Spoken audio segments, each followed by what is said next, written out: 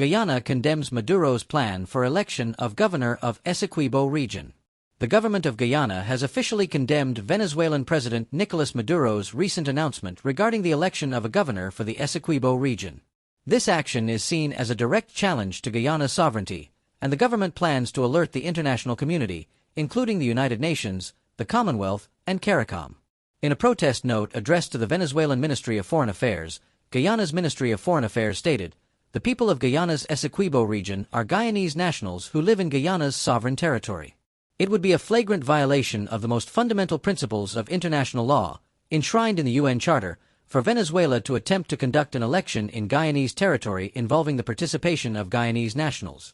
The note expressed grave concerns regarding Maduro's January 7 announcement proposing the election of a governor of the Guyana Essequibo by the people of Guyana Essequibo.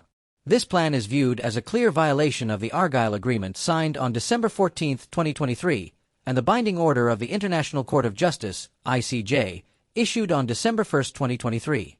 This unilateral action disregards the spirit of the Argyll Agreement, undermines the agreed framework for dialogue and peaceful coexistence, and significantly escalates tensions between our nations, the ministry stated. Guyana emphasized that the Argyll Agreement, signed with the presence of regional and international interlocutors, commits both nations to refrain from escalating conflicts arising from territorial disputes. The ICJ's order also directed Venezuela to avoid actions that might alter the current situation in the disputed territory, which is administered by Guyana. President Maduro's statement, coupled with any actions to integrate the Essequibo region into Venezuela's administrative framework, represents a blatant disregard for this binding order, the ministry added.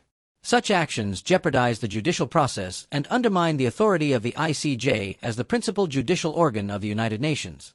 Guyana reserves the right to request additional provisional measures from the ICJ should Venezuela proceed with its plans for a so-called election in the disputed territory.